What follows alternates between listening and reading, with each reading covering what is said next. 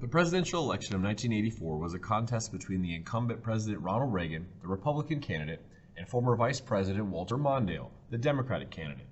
Mondale chose Geraldine Ferraro as his running mate, the first woman to run for vice president in U.S. history. Reagan was helped by a strong economic recovery from a deep recession of 1981 and 1982. Reagan carried 49 of the 50 states, becoming only the second presidential candidate to do so after Richard Nixon's victory in the 1972 presidential election. Mondale's only electoral votes came from Washington, D.C. and his home state of Minnesota, which he won by less than 3,800 votes. Reagan's 525 electoral votes is the highest total ever received by a presidential candidate. Over 2 million non-legal immigrants had taken advantage of the Immigration Reform and Control Act of 1986, also known as the Simpson-Mazzoli Act, to legalize their presence in the U.S. The act made it illegal to knowingly hire or recruit unauthorized immigrants, legalized certain seasonal agricultural illegal immigrants, and legalized illegal immigrants who entered the U.S. before January 1, 1982, and had resided there continuously, with the penalty of a fine, paying back taxes, and providing an admission of guilt. About 3 million illegal immigrants were granted legal status. Some employers began discriminating against workers who appeared foreign, resulting in a small reduction in the overall Hispanic employment. For those businesses who hired Hispanics, wages were often lowered to compensate employers for the perceived risk of hiring foreigners. The Reagan administration launched a war on drugs and supported moves to prosecute users as well as dealers. First Lady Nancy Reagan toured the country with an anti-drug campaign that admonished students to just say no to drugs. There are still hundreds of Just Say No clinics and school clubs in operation around the country, aimed at helping and rehabilitating children and teenagers with drug problems. Reagan signed a large drug enforcement bill into law in 1987. It granted $1.7 billion to fight drugs and ensured a mandatory minimum penalty for drug offenses. The bill was criticized for promoting significant racial disparities in the prison population.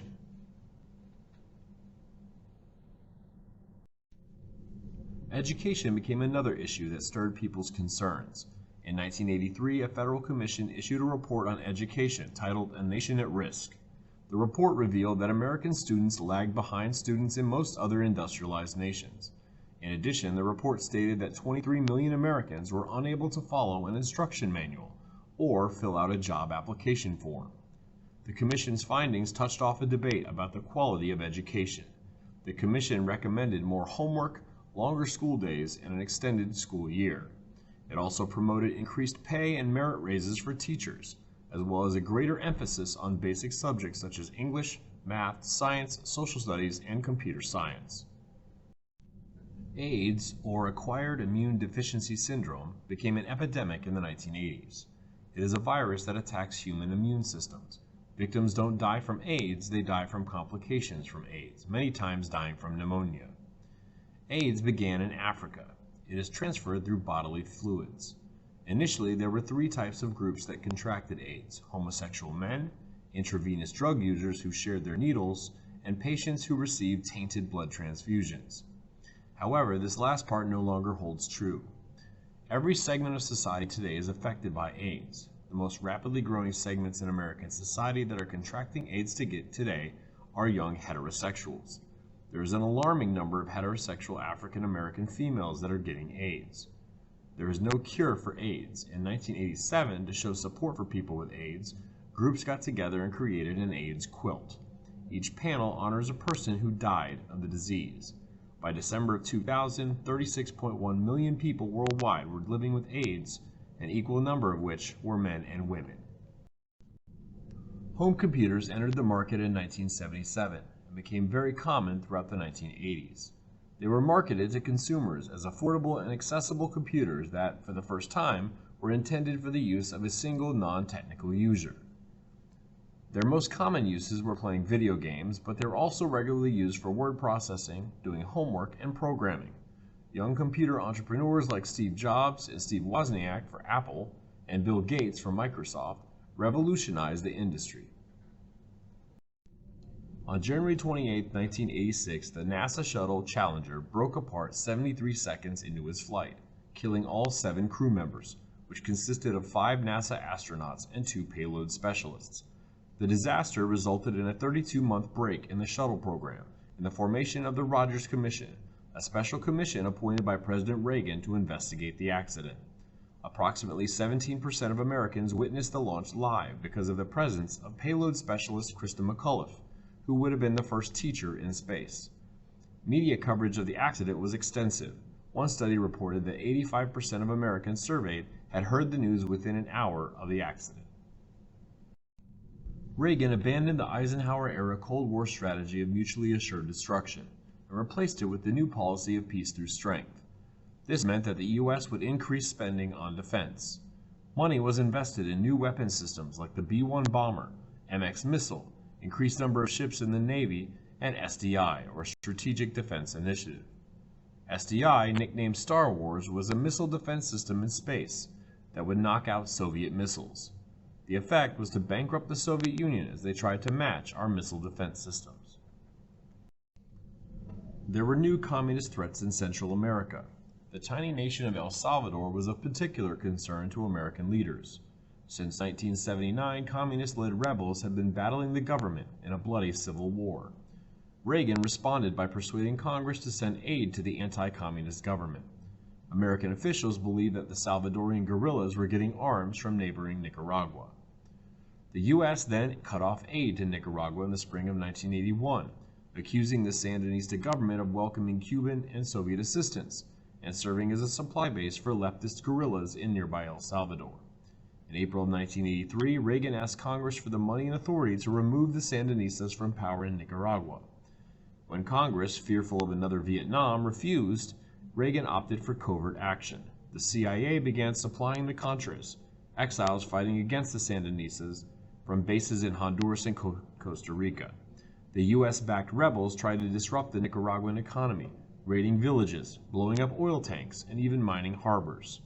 Then, in 1984, Congress passed the Bolin Amendment, prohibiting any U.S. agency from spending money in Central America. The withdrawal of U.S. financial backing left the Contras in a difficult position. In October 1982, the administration sent American soldiers and Marines into the tiny Caribbean island of Grenada to remove an anti-American Marxist regime that showed signs of forging a relationship with Moscow that would enable the Soviets to establish a new strategic military base in the Americas. The name of the military operation was Operation Urgent Fury. In the 1982 midterm elections, Republicans lost the majority in the House and the Senate to the Democrats. Soon after taking control, Democrats passed the Bolin Amendment, making it nearly impossible for Reagan to support the anti-communist Contras in Nicaragua. Reagan instructed his national security advisor, Robert McFarlane, to find a way to find help for the Contras. Meanwhile, Iran and Iraq were engaged in a bloody war. Iranian terrorists were holding 7 Americans hostage in Lebanon.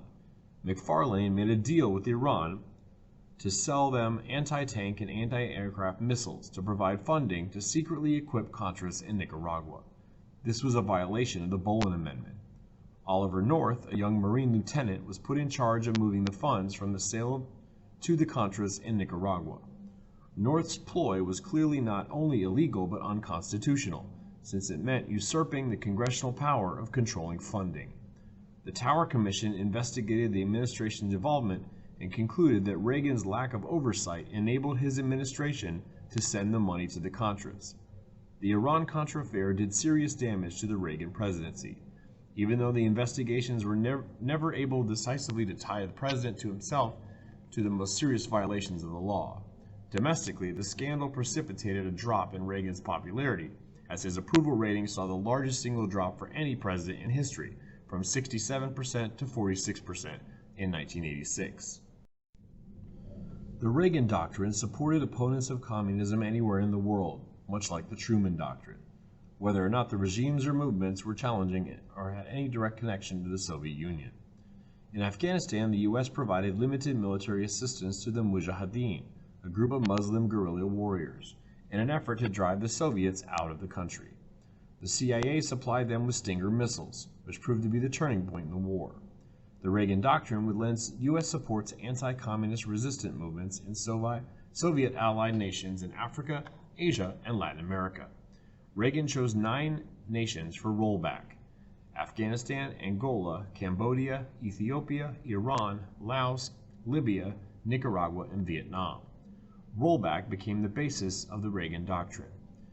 Reagan's Covert Action Program has been given credit for assisting in ending the Soviet occupation of Afghanistan. The largest resistant movement fighting Cambodia's communist government was largely made up of members of the former Khmer Rouge regime, whose human rights records were among the worst of the 20th century. Therefore, Reagan authorized the provision of aid to a smaller Cambodian resistance movement, a coalition called the Khmer People's National Liberation Front, known as the KPNLF, in an effort to force the end to Vietnamese occupation.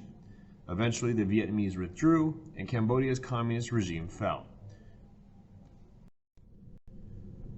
Reagan hoped to achieve the other Camp David objective of providing a homeland for the Palestinian Arabs on the West Bank, but Israel instead continued to extend Jewish settlements into the disputed area. The threat of the Palestine Liberation Organization, or PLO, based in southern Lebanon and frequently raiding across the border into Israel, seemed to be the major obstacle to further progress. On June 6, 1982, Israel invaded southern Lebanon in order to secure its northern border and destroy the PLO. The Reagan administration made no effort to halt the offensive, but did join with France and Italy in sending a multinational force to permit the PLO to evacuate to Tunisia. Unfortunately, the U.S. soon became involved in the Lebanese Civil War, which had been raging since 1975. American Marines sent to Lebanon as part of a multinational force to restore order were caught up in the renewed hostilities between Muslim and Christian militia. The Muslims perceived the Marines as aiding a Christian-dominated government of Lebanon, instead of acting as neutral peacekeepers, and they began firing on the vulnerable American troops.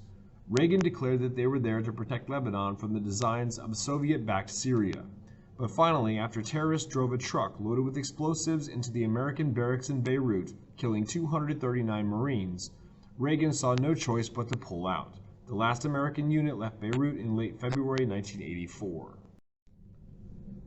Reagan announced after the Beirut bombings that he would not negotiate with terrorists.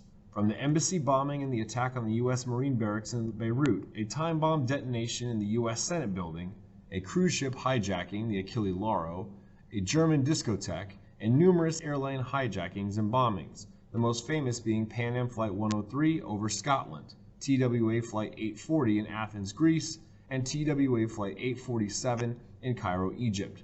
Americans were finding themselves more and more frequently targeted by terrorists. Most of the terrorists hailed from Libya or had Middle Eastern roots with terrorist groups such as the PLO or other extremist groups who opposed U.S. policy in Israel. Reagan sent a message that was loud and clear in retaliation for the strikes on Americans in a Berlin discotheque in 1986, when he sent 2 airstrikes to Libya to bomb the headquarters of Muammar Gaddafi. President Reagan waged a verbal war against the Soviet Union, calling it the evil empire. In his first term, Reagan drastically increased military spending, ramping up the arms race to put pressure on the Soviets and increased Cold War tensions. In 1985, a new leader, Mikhail Gorbachev, came to power and knew the USSR could not compete with the U.S. defense budget. He wanted to lessen Cold War tensions with diplomacy. He hoped this would lead to a cut in military spending. Gorbachev was also open to making changes in his country to make things better. This meant he was open to discussing social problems inside the Soviet Union. This was known as glasnost. This led to what is known as perestroika, a restructuring of Soviet society, especially the economy. He let private citizens own land, allowed more free speech, and held some free elections. Now it was only a matter of time before communism fell in Europe. Thanks to Gorbachev's leadership and diplomacy with President Reagan, the U.S. and Soviet Union signed the INF Treaty in 1987. The INF Treaty eliminated American and Soviet intermediate-range nuclear forces from Europe, the most significant arms control agreement of the nuclear age. At about the same time, Gorbachev ended the Soviet Union's long and frustrating military involvement in Afghanistan. By the time Reagan left office in January of 1989, he had scored a series of foreign policy triumphs that offset the Iran-Contra fiasco and thus helped redeem his presidency. The The significance of Reagan's foreign policy is that he seized the opportunity to end the Cold War, regardless of whether it was because of his policies, which strained the Soviet budget, or whether it was the effects of containment and the reforms of Gorbachev.